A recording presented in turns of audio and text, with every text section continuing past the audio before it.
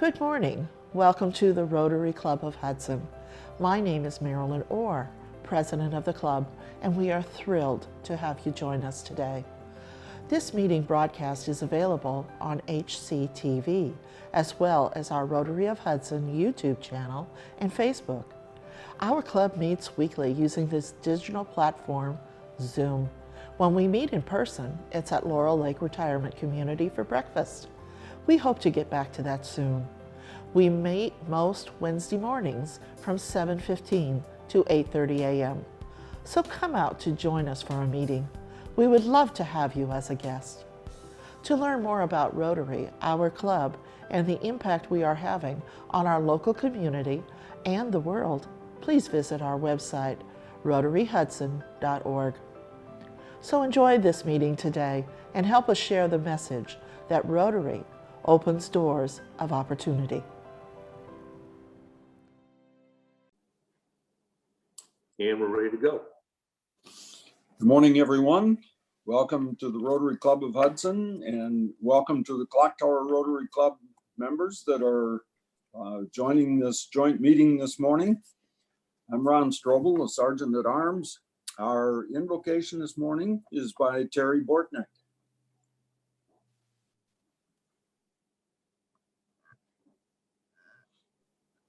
Good morning, Rotarians.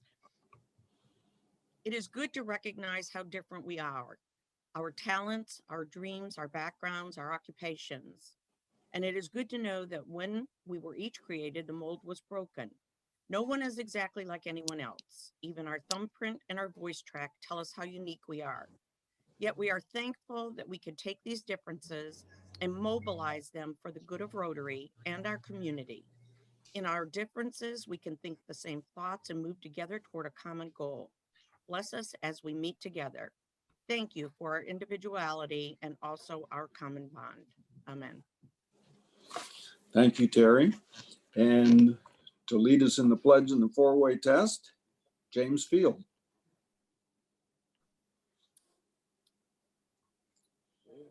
I pledge allegiance to the flag of the United States of America and to the republic for which it stands, one nation, under God, indivisible, with liberty and justice for all. The four-way test of the things we think, say, and do. First, is it the truth? Second, is it fair to all concerned? Third, will it build goodwill and better friendships? Fourth, will it be beneficial to all concerned? Which is actually the subject, all four of these is the subject of our meeting today. So take it away. Thank you, James. And now our president, Marilyn Orr. Thank you. Good morning, Rotarians and guests. Welcome to our joint meeting with the Hudson Clock Tower Club. It's really nice to see Clock Tower President Cheryl Momoa and the other members of the Noon Club with us today. I'd also like to remind people that today our sympathy is extended to Rotarian Jim Young on the recent passing of his beloved wife, Karen. Her funeral is today at 11:30 at St. Mary Catholic Church. This morning, we are hosting the four-way speech contest. And so I'm going to turn this session over to Jim Ahern, and let's get this started. Good luck to all the contestants.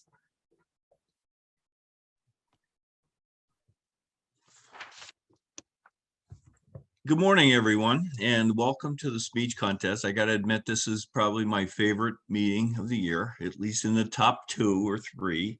I always think it's interesting when I look back at when we went through the four-way test. The assignment is to use the four-way test, and this started back in 1932 with Herbert Taylor, and it became not only his mantra for his company, it became mantra for other companies and became the mantra and adopted by Rotary in the 1940s. The speech contest is based on utilizing the four-way test as a mirror, looking at current issues, ethical issues, and ideas. And I don't think our 4 students or any of the ones that competed earlier had any trouble looking for ethical and other issues to apply the four-way test to, particularly in today's world. Our finalists came out as the top two in their school competition at Hudson and Western Reserve Academy. The process we're going to follow is simple, similar to before, although it's virtual this year. The speakers have already, there's an order, and I hope you folks, I was a little late last night, but I sent you the order, but it may be a surprise, it may be not. When you step up and you are ready to go, just jump right into your talk. Then when you're finished, it could be nice to introduce yourselves, your name, your grade, the school, and maybe some activities. And if you have any college thoughts, you can share those with us. We're always interested in that. Word to the audience, and James, if you have any help with this, but the audience you're gonna stay muted, because if you do make a noise, you'll pop up as a speaker, which wouldn't be good. Up in the upper right-hand corner of your screen is a speaker view. There's gallery view, which you're probably on right now, where you can see everybody. But when you have speaker view, you'll see a larger view of the speaker. When we're all done, the judges will move out of the room. We'll be gone for approximately 10 minutes, and then we'll be able to come back after we tabulate the scores and bring the results. So if we're all ready, the number one student up is Mikhail Sims Bailey. Mikhail, you're up. Thank you. Let me know when I should start.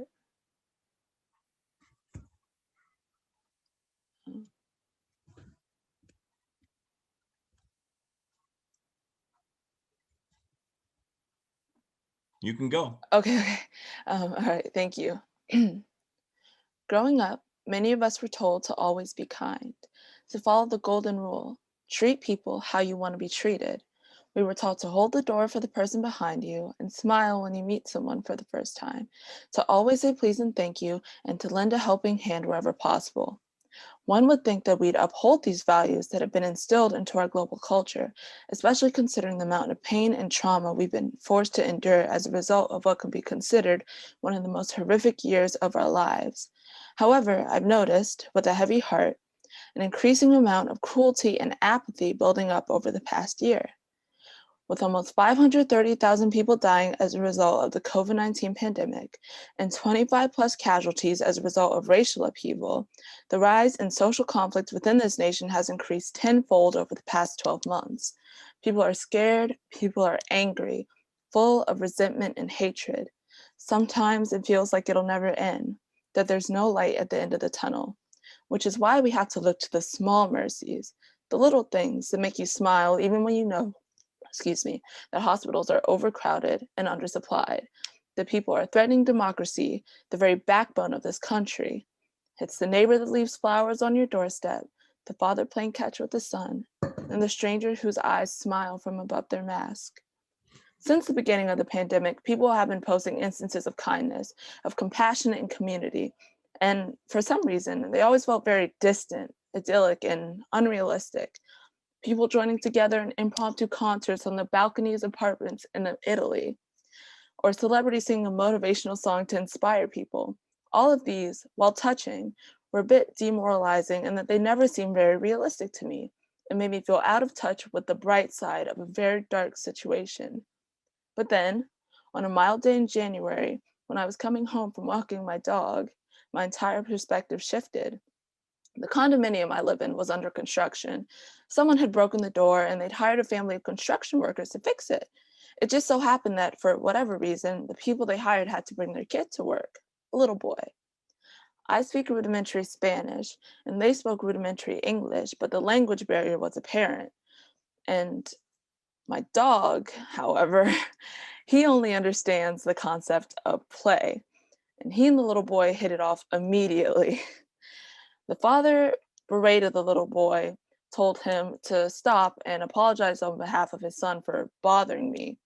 Now, I struggle with interacting with strangers, and this was exacerbated by the language barrier between us, but I decided that the boy was in fact not bothering me and could probably use something to entertain himself while he waited for his dad to finish working.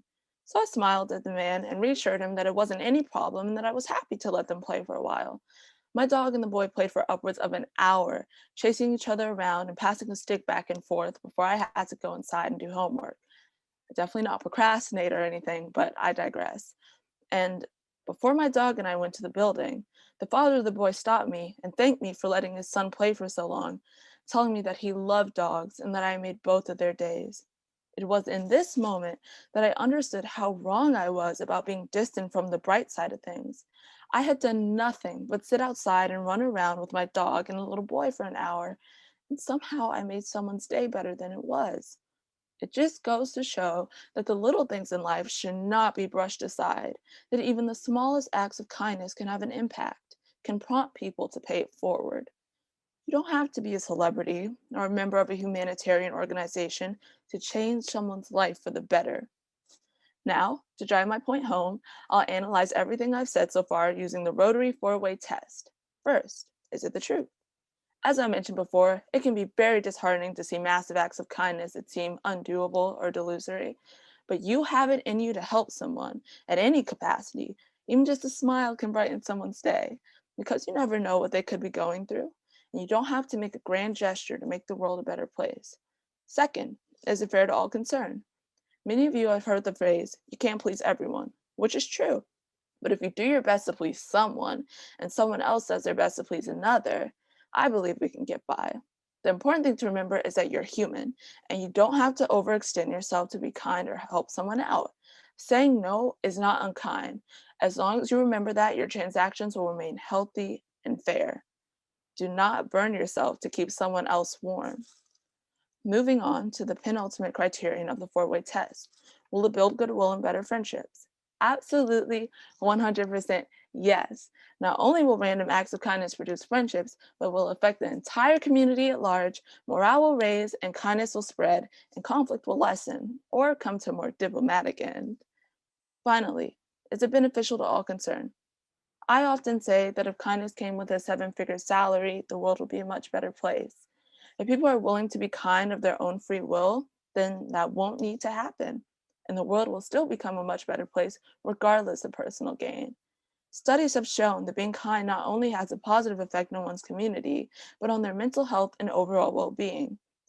Doing good makes you feel good, and there's no downside. I fully believe that if everyone took the time out of their day to do one nice thing, we would all be much happier. To conclude, the world is in a bit of a tricky spot right now. People are scared, hurting, and divided, but that doesn't mean we can't change for the better. I believe in our unique ability to choose right, to choose to do good instead of spreading hate. You have it in you to make the world a better place, a brighter place. So I implore you to do your best to make someone smile today, because tomorrow is never guaranteed, and we must make the most of the time we are given. Thank you. Share a little bit about yourself. My name is Michael. I'm a junior at Western Reserve Academy. Some things that I like to do, I like to listen to music. I like to play video games with my friends. Apparently, I like to have voice cracks as well, but that's not my choice.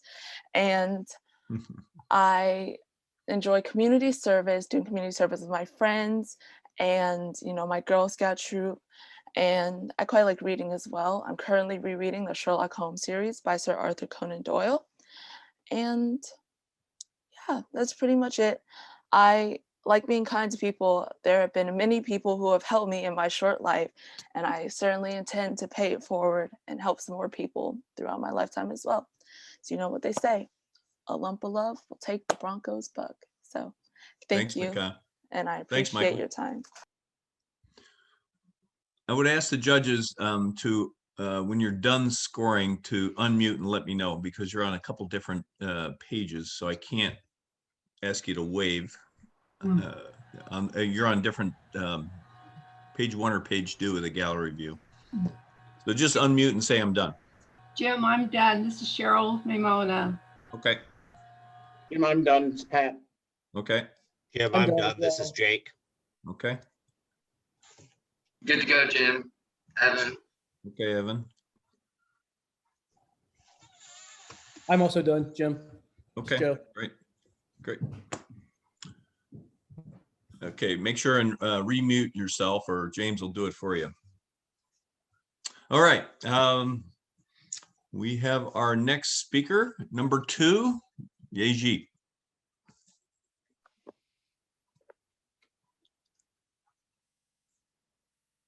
It's half of the term Asian American, the word American. Yet many seem to turn a blind eye to the latter half of Asian American and instead turn their fears into racism. And this has only been amplified during the pandemic. From instances as large as internment camps to smaller cases, including daily snide remarks, it seems as many have trouble viewing Asian Americans as American. And now it's only getting worse. Today, using the Rotary 4-way test, we'll examine the implications of Asian and Asian American discrimination before and during the pandemic. So first, is it the truth? Well, it is the truth that discrimination is so incredibly prevalent against the Asian community. But it is also the truth that this discrimination is a mere paragraph in history books. In the numerous American history courses I have taken since elementary school, the most information I've gotten is measly paragraphs in a 400-page textbook, and unfortunately, that is not an exaggeration. At the surface level, the problem with that is clear. Students don't learn the history of people of color. But let's go deeper than that. When we don't learn about events such as People v. Hall, the death of Vincent Chen, and the LA riots, we ignore the stories that make me and other Asian Americans human. This problem then extends beyond just a classroom. Minari is a film released this year about a Korean American immigrant family. It describes their journeys and struggles with the American dream, an experience that nearly every immigrant family has been through. A lot of the movie is in Korean with English subtitles, but this somehow makes it ineligible to be Best Picture at the Golden Globes. The US has no official language, and more than 350 languages are spoken nationwide. So for the Golden Globes to say that this movie, just because it is mostly in a language other than English, is ineligible to be the Best Picture, follows too closely the pattern of disregard for Asian stories. Next, is it fair to all concerned to work to stop Asian hate and discrimination? According to Stop AAPI Hate, in the past year, there were over 3,800 instances of anti-Asian hate acts reported. And due to barriers in language, that number could be far higher than indicated. At the surface level, the acts of hate actually seem endless. A middle school boy was beaten and hospitalized. Elders are being slashed in the face, shoved and murdered. Doctors who are risking their lives to help others are harassed and ridiculed. 6 Asian women were shot dead at 3 different spots. US Representative Grace Meng expresses all of my frustrations perfectly, saying, "You finally have that feeling like my parents' generation, that first generation of immigrants, their sacrifices were worth it." For this to happen brings up feelings I had always assumed were part of people's history. So yes, it is fair to my family, fair to my ancestors, and fair to my friends to work to stop Asian hate. Next, will it build goodwill and better friendships? Will reaching out to Asians and Asian Americans and sharing resources build goodwill and better friendships? Well, hate knows no rationale. So when I am scrolling through Instagram and I see non-Asian people sharing resources and helping the effort against Asian hate, I feel closer to them. Shortly after the Georgia shooting, my friend texted me to check in on my family just to make sure we were doing okay, and that one act of kindness, that simple text, brought tears to my eyes because there really is a sense of goodwill when we stand by each other. So yes, I can personally say with 100% complete confidence that working to stop Asian hate will build goodwill and better friendships. Last but not least, is it beneficial to all concerned to work to stop Asian hate and discrimination. Let's look at this from an active bystander point of view. And as much as I would wholeheartedly love to say yes, a lot of the time, it can be incredibly dangerous to intervene in a hate crime, especially when the attacker is armed and or dangerous. So what can we do if it isn't always beneficial to intervene? Find someone who can. Help others to report a hate crime if there is a language barrier, share resources, reach out to your Asian friends and colleagues, and always speak out against AAPI hate. It is crucial that we share these stories, so numbers do not just become statistics, and history does not just become a pattern. You might be thinking to yourself, well, I'm not Asian or Asian American, nor do I have any ounce of resentment against them. And under those circumstances, it can be easy to ignore racism, especially if it is something you never have to be in fear of. Times like right now, which are filled with uncertainty, fear, and hate, are the perfect time to demonstrate love and compassion. Fear of the unknown will never justify hate, and acts of hate will stick with us forever. But remember, so will acts of kindness. Thank you. Okay, thank you so much for listening to my speech. My name is Yeji Kim. I am currently a senior at Hudson High School. In my free time, I love writing, reading. I play the violin in the Hudson High School Orchestra. And obviously I do speech and debate in my free time. I'm the president of our school's team. And this fall, I will be attending Yale University to major in either English or ethics, politics, and economics. Thank you again. Thank you, Yeji. I'm glad George Snyder is not a judge. That's a Yale reference. Okay, judges, just give me a heads up when you are when you're complete. Jim, I'm finished. I'm also done, Jim. Jim, I'm done as well. Okay. I'm done, Evan. Okay. Okay, our third contestant, Alice, shoot. Okay. In 8th grade, I often roamed in the jungle we call the mall. I spotted a true gem, a diamond in the rough, a navy tee, simple yet elegant. On it read the slogan, "Choose happiness." It was me reincarnated into a shirt, and it was on sale. Now, like everybody, I consider myself to be an optimist. The slogan embodied everything I thought I was, the cheery girl who believed in the goodness of others. And in many ways, I still am that girl. I choose to believe in the best. But during the pandemic, like so many other people, I began to struggle with mental health. I had bouts of sadness and anxiousness, and that struggle continues to the day. I worry about my parents and their health. I worry about college. I worry about how I'll be able to pay for college. I worry about my friends and my social life. I worry about the grade I got on my math test. And it was during a bout of anxiety that I found the shirt again in the corner of my closet. Somehow I wanted to rip the shirt apart. Choose happiness is absurd. It was as if the shirt expected me to flip on a light switch labeled happy inside my heart. If I could just choose to be happy, I would. We all would just choose to be happy if we could just choose, but I can't. The statement choose happiness, just like look on the bright side or it'll all be okay, all fall under the category called toxic positivity. This is the kind of positivity that focuses on coping with our situations by ignoring the negative, where we are so focused on the positive that we forget to listen to the very real stories right in front of us. And it isn't just my old shirt.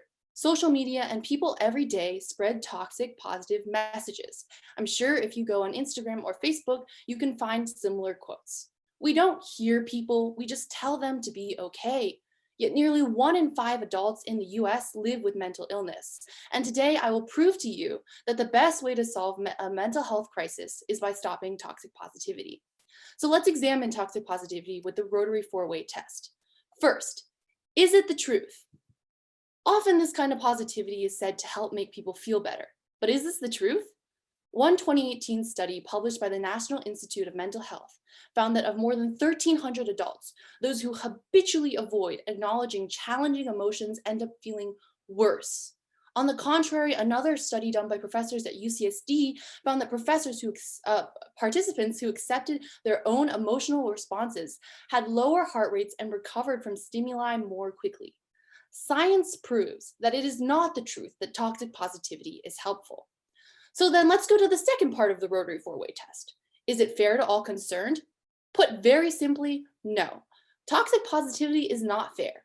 Imagine telling someone struggling with homelessness, illness, food insecurity, unemployment, racial injustice, or all of these issues combined, that they should just choose happiness or good vibes only. Being overly optimistic is a luxury and privilege that not everyone has, which makes thinking in this way extremely unfair. Third, will it build goodwill and better friendships? When we use toxic positivity, we have no incentive to do good. After all, toxic positivity is dependent upon us denying the existence of the bad. And when there is no bad, we can no longer know good, just as we can no longer know the light without darkness.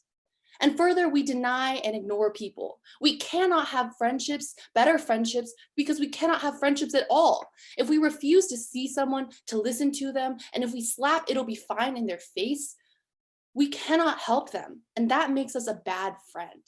They're silenced by our good vibes only. So no, toxic positivity does not build goodwill or better friendships. Fourth, will it be beneficial to all concerned? When we deny people's ability to have negative emotions, we say that in our society, we can only value those who are happy all the time and productive all the time. But in reality, no one is always happy. Sometimes it's good to focus attention on the good. But when we do so too much, it starts to become more harmful than helpful, and none of us truly feel seen or valued. So no, it is not beneficial to all concerned. Toxic positivity fails the Rotary 4-way test in every way. It's not beneficial, it's not fair, it doesn't build goodwill or better friendships, and it is not the truth. I'm not saying to not look towards the good. Rather, I'm saying that we need to look towards the good and the bad. We need to listen to each other better. Let's change "you'll get over it" to "it's hard, but I believe in you."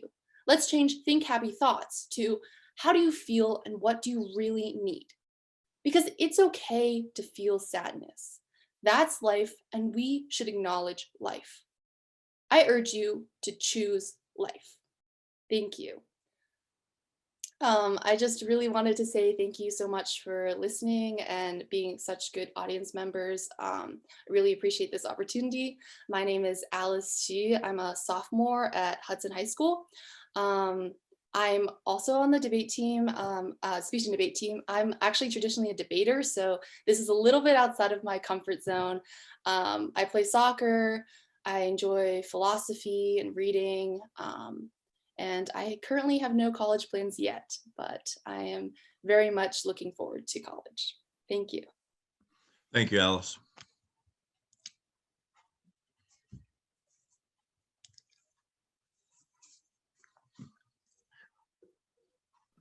Let me know when you're done, judges. I'm done, Jim. I'm done. All set, Jim. Jake. I'm Jim. finished. Okay, wow, you guys are good. And last but not least, David. What if I told you your future success is dependent on a 4-hour test you take on some random Saturday morning in April? Let me set the scene for you. Birds chirping, sun shining, and just out of the picture, a group of students begin the English language section of the SAT. Their minds and pencils are equally sharpened. Question 1 asks a grammatical error. Student 1, Marcia, chooses option A, the comma. Incorrect. Maybe if she'd spent more time studying, she could accurately discern the difference. Instead, Marcia spent her time raising over $40,000 for the Red Cross. Great, but still the wrong answer. Ben, an extremely well-rounded student with a 4.0, chooses option B, the semicolon. Also wrong. Could it be because English is Ben's second language? Possibly, but clearly his innovative thinking in the classroom doesn't exactly translate over to the SAT. Student 3, Trey, chooses C, the period. Unfortunately, also wrong, but obviously the College Board doesn't know Trey has to help his single mother provide for him and his 3 siblings, leaving minimal time to master the test. Finally, student 4, Blake, chooses option D, no change. Correct. Lucky for Blake, his family could afford an admissions test prep course. Could Blake explain precisely why there is no change? Maybe, but not certainly. The correct bubble is filled in, and that demonstrates enough academic promise to colleges. Now wait, this scenario raises questions regarding the fairness of the exam. Why should the only student who answers correctly get points without necessarily understanding why it's correct? Consequently, I propose we eliminate college admissions tests. Eliminate the SAT? I can't even imagine that, is precisely the mindset Americans likely had 10 years ago. Today, with more recent statistics regarding educational assessments and COVID-19 pushing schools to become test optional, it is clear that the SAT and ACT only calculate how well a person can memorize a specific knowledge system rather than measure a person's holistic ability to succeed in the classroom, a far better indication of college success. Let's test my proposal's soundness by running it through the Rotary 4-way test. First, is it the truth? College admissions tests have been vital to American education dating back to early 20th century. The first SAT was derived from an Army IQ test during World War I called the Army Alpha Test, before the name was changed to the apparently cooler sounding SAT. However, the SAT and ACT blatantly counteract the importance of outside the box thinking and literally ask students to fill in boxes, completely lacking any analytical or original thinking. Human beings bear natural curiosity. In fact, epistemology, the study of knowledge, continues to be one of the most fundamental aspects of philosophical inquiry. We as a society find purpose through gaining knowledge and experience. It's why we value civil debate, it's why we value broad cultural perspectives, and it's especially why we value quality education. So, why should access to participate in the creation of knowledge only be reserved for those on top? Restricting access to education, which typically results in monetary success, precisely what college admissions tests do, feels corrupt. Yet our education system insists that the score of your SAT is accurate in measuring a student's readiness for college based on non-essential reasoning and proficiency rather than intellect students gain in the classroom through collaboration. Second, is it fair to all concerned? College admissions tests marginalize low-income students and families. In Dallas, Texas, more than 83% of Black students and 88% of Latinx students attend high poverty schools. A 2018 study only rated 5 to 6% of these students as college ready. It's already been proven that the national rank of your university directly correlates to your median income. About 45% of America's billionaires and more than half of Forbes' list of most powerful people attended schools where incoming freshmen averaged in the top first percentile of SAT scores, which leaves the remaining students' odds of becoming monetarily successful indefinitely more unrealistic.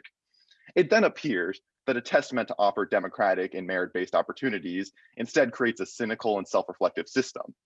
With the elimination of these tests, a rigorous environment and high school course difficulty and success, especially in low-income schools, will be valued far higher in the admissions process than a single number. Third, will build goodwill and better friendships. Of course, extracurricular endeavors act as a major component of the admissions process, but today's students tend to put more focus and energy into getting a perfect test score than expanding their rosters of extracurriculars. Well, just focus more on extracurriculars would be a reasonable response to this dilemma, but you must remind yourself, admissions officers receive thousands upon thousands of applications each admissions season, and they only want the best applicants. So naturally, there must be some way of weeding out the applicants that don't satisfy their needs. What better way than just simply disregard the students whose scores don't meet the quota? But what if there's no score to look at? Evening the playing field then enforces a holistic approach to admissions decisions. Instead of defining a prospective student as the kid with the 1600, admissions officers will define him or her as the kid whose dedication to music led to a school-wide concert for charity, or the kid who won an academic award for leadership and spirit. This change incentivizes accomplishments which demonstrate innovative thinking more central in a senior's academic qualifications. And finally, will it be beneficial to all concerned? College admissions tests currently operate in an over $2 billion market. The American people have adopted an elitist, unhealthy mindset to achieve a 36 or 1600. They drop thousands of dollars on prep courses, extra practice tests, and personal tutoring. They know their children's test scores will get them into an elite university. It's the ticket to success. The average college admissions test prep course is approximately $600, the same value as Americans' second COVID-19 stimulus check. In the wake of the pandemic, the children of 50 million Americans who have registered for unemployment then lose contention to score in the top percentiles of these admissions tests. Their elimination would consequently push students to do consistently well in classes, making up for presumably low test scores, and synchronously ridding of a large elitist mentality embedded in the college process. But most importantly, fine-tuning the ethical compass surrounding education. The Rotary test solidifies my approach. Now, I urge you to reflect on whether you want your education system to incentivize original, innovative thinking, or to sum up years of classwork in a number given by a dated, biased test incorporation. The birds continue to chirp, the sun continues to shine, but the students are now spending valuable time with family before departing for college in the fall. Thank you. My name's David King. I'm a junior at Reserve. In my free time, I do Irish dancing outside of school. I've actually won nationals like 3 times now. I've been doing it for like my whole life. Other than that, I'm currently our class president this year and president of our service club at school. Outside of that, I also do some of the plays at school. So I'm really into public speaking and stuff like this. And thank you for your time. Any plans for the future? I'm a junior, so I know Oh, no. I probably want to go somewhere warm. That's a certainty. Okay. Thank you, David. Okay, James, it's time to see whether this sending all the judges to a breakout room works. Let's hope it does. Okay, bear with me. I am going to assign the judges to the rooms. And if this works. Rooms or one room? I'll be amazed. One, okay, what's one room, right? Yeah. So Okay. everyone, yeah, it's one room. Yeah. So we got you, we got Joe Poisel. We got Evan McCauley, Patrick. While I'm doing this, my daughter went to Reserve, who also did Irish dances here, but that will not. I'm so glad I'm not judging this because those speeches were fantastic. I'm glad I'm running it, not judging it. Cheryl, 1 second. I think I will have this. Okay. And so I think,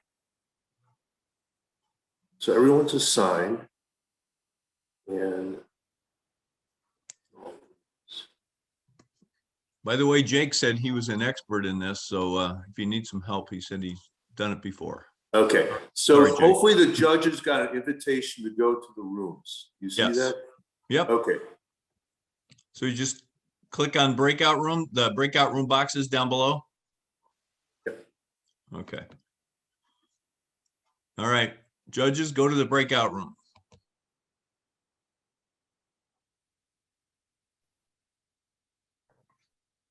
Okay, and while the judges are gone, off doing their duty, we will be viewing a special video featuring the Rotary International President-elect, Jennifer Jones.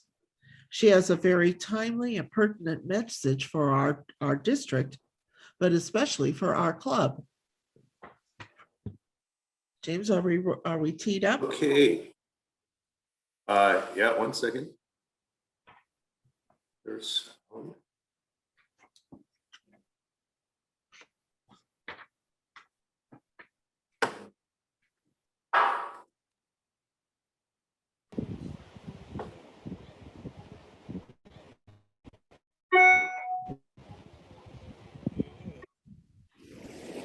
I'm standing here at the most southern point of Canada. It's a spit of sand that dips into Lake Erie, one of the Great Lakes shared between Canada and the United States.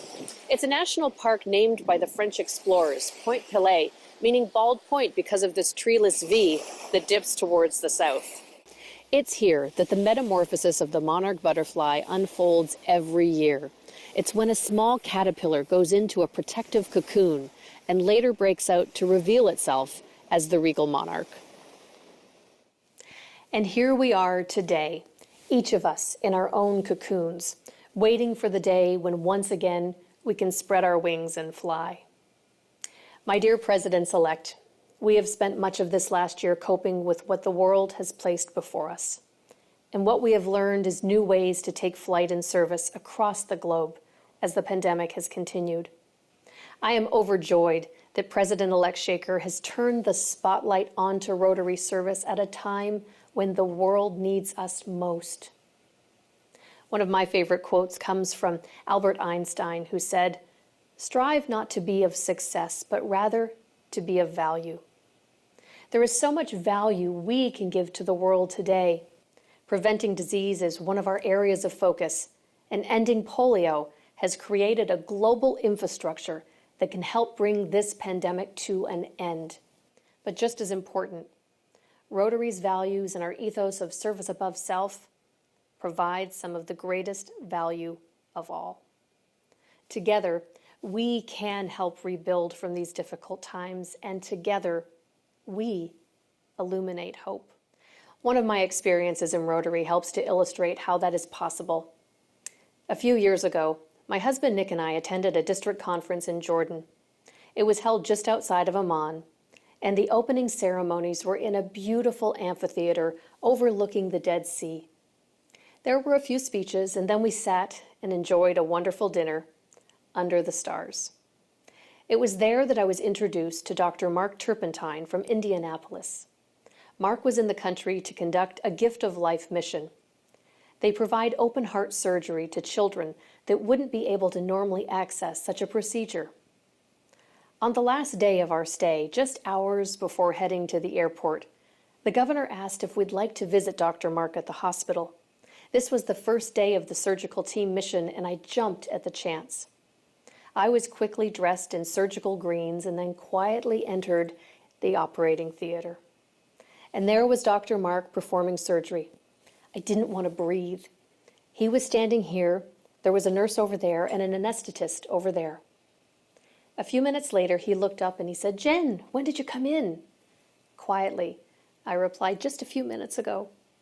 And then he said, "Come on over and let me show you what I'm doing." So I walked up, and there was a patient, completely covered, with the exception of a small square opening over the heart.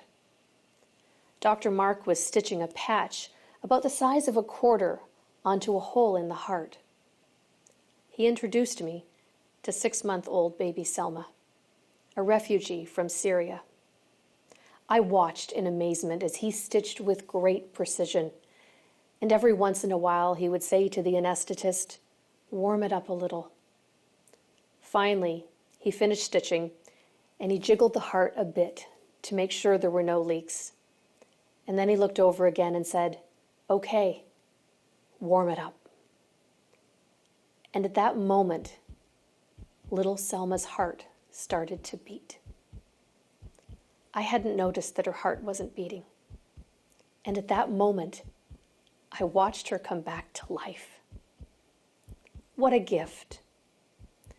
And then I went out into the hallway and I met her parents, and I was able to tell them that I just saw Selma's heart beating, and that she is going to run, and she is going to play, and she is going to be great. That's how I see the world coming out of this pandemic. Rotary has a great opportunity to patch the world's heart, and we'll do that through our commitment to global health, to emerge from the chrysalis casing of the past year and further spread Rotary values, Rotary fellowship, and Rotary's endless commitment to service. Like the emerging monarch, we have the chance to rid ourselves of this cocoon and to take flight. We will exit this pandemic poised to build a better world, a better community, and to be better ourselves.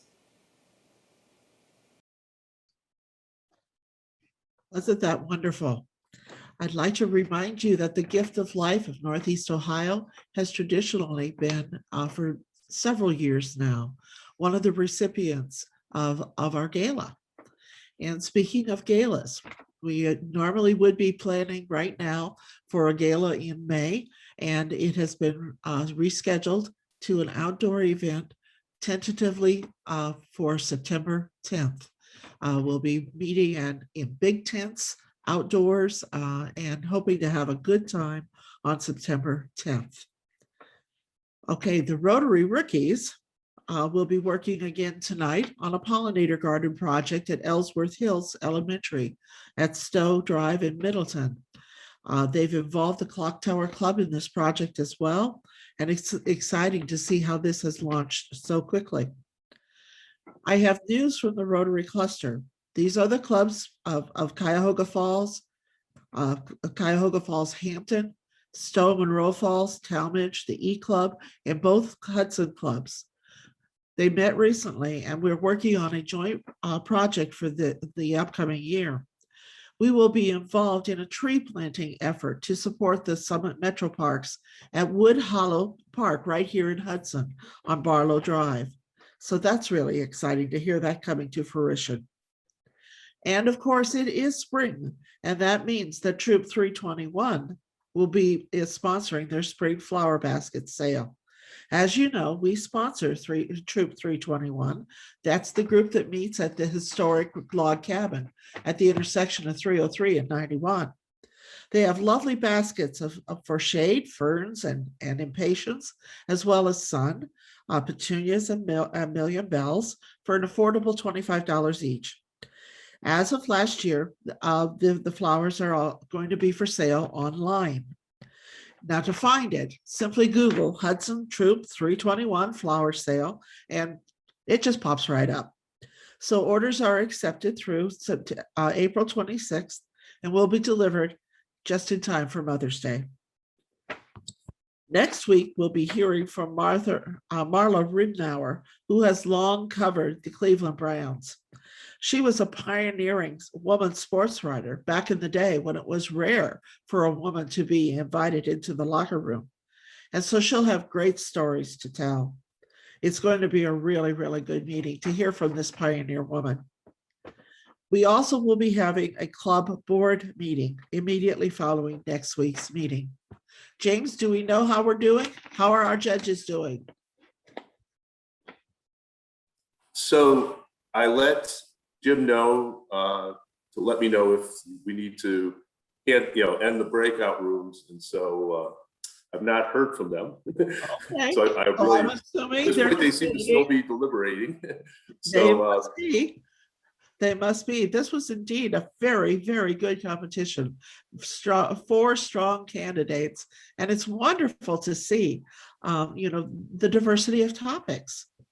I was one of the judges that was involved with the Hudson High School, and no one spoke on the same topic at all. As today, everyone had a completely different take on the topics. So that's really exciting to see. And it's really wonderful to see young people involved with debate and speech. This is a forward path, a bridge to a successful future. It's amazing how many people are afraid of public speaking and do it very poorly.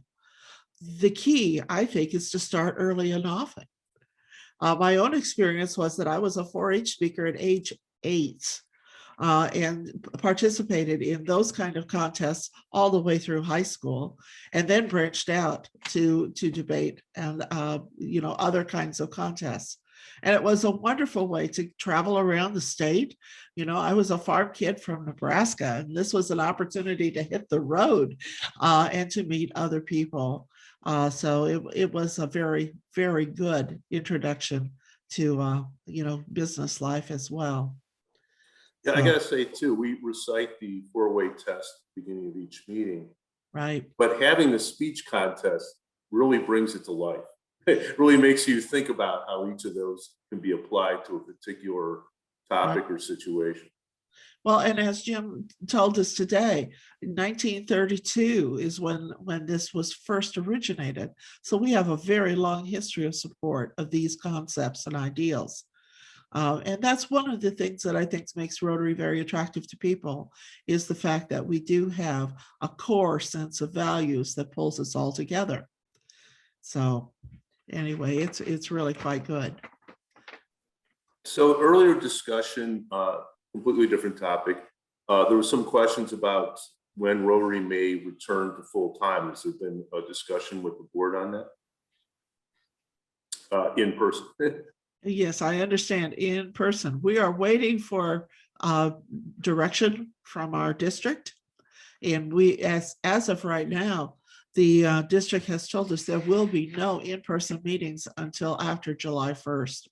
So the directive right now is to still stay on our digital formats and avoid the exposure to our members. That comes down from Rotary International. Yeah. That's their direction. Right. And of course, the governor is still weighing in on some things. This is not quite Texas where we're going to fill the stadium, but it's best to be safe. We're still seeing hospitalizations increasing in Ohio right now. Now, the number of people vaccinated within our club is actually quite high. And people have been able to find the vaccine, or rather been able to drive to get it. Jake, how are you doing? I did get my first dose, and waiting on the second one is in, I think, a week or 2 weeks. And you are a youngin. But complicating factors. Well. So. Yeah. Okay, well, you were one of the judges. So where are we standing here? Are you guys about finished? We are back. Good. We are all back. We are done. And I will turn it back over to you, Jim. All righty. Wow. I think I say this every time it was close, but wow. Pretty, very close, very close. And a couple of judges made some comments about alluding to the level of passion and believability of everybody in terms of what the topics they chose and why, and also the brought out the best, like Final Four in basketball. The competition when you get to the final brackets here is pretty tough. So the winner will represent Hudson and Hudson Rotary, both Hudson Rotary clubs at the district finals will be this Saturday. So whoever is the winner here will need to, we'll get off the Zoom call when we're done here, and I will need to give you a call, and we have to chat for a couple minutes about a couple of things. But first of all, I want to thank Todd Gilbert for the chair and has helped organize this at Western Reserve Academy. Also, Mandy Wasserman, who couldn't be with us this morning. She's an English teacher at Hudson High School. Really a lot of thanks to Ted Olson for running this for the Clock Tower Club, as well as at Western Reserve Academy. It's great to have a tag team partner on this, and he does a great job. And I also want to thank the judges for all that they've done and committing to this, and also the judges that took part in the preliminary rounds as well. So remember, these four are the best of the best, and so I am the remember there's some cash associated with this, so I will read this from the fourth to third to second to first. And the winner of $100 is Michael Sims Bailey in fourth. Michael, great job. Third, Yeji Kim, prize winner of $200. Congratulations. You should hear this. I don't like doing this virtually. All you do is see applause. It's not the same as hearing it. Not to me anyway. Okay, in second place, Alice Shue. Alice, congratulations. Great job. And that leaves David King as our representative. Again, it was very close. You all, and actually, Alice, if for some reason David is sick or can't make it, you'll be our representative.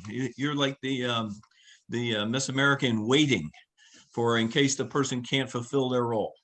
So congratulations to David. Thanks to all. You all did a fantastic job, and you all have great futures.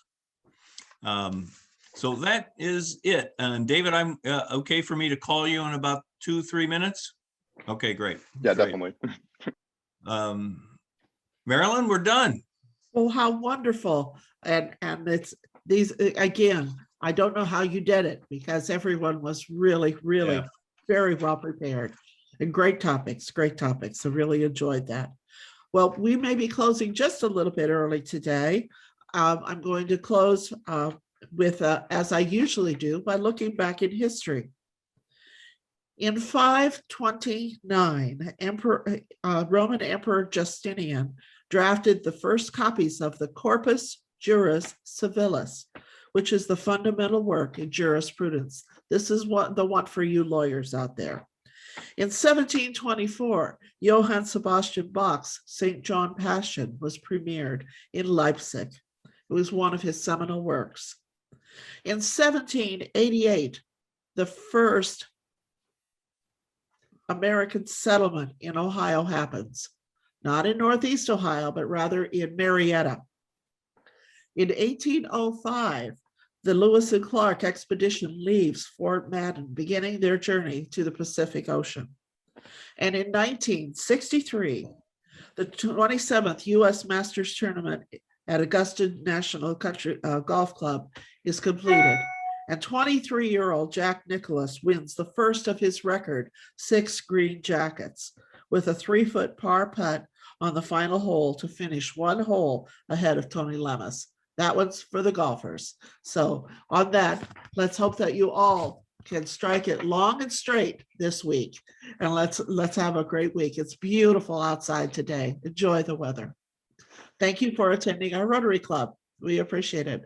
And again, thank you for everyone from the Clock Tower Club who joined us today. It's terrific. We really enjoyed hosting you. Marilyn, we really enjoyed being here today. So thank you so much for putting this together. Thank you, President Cheryl. Good meeting. It was a good meeting.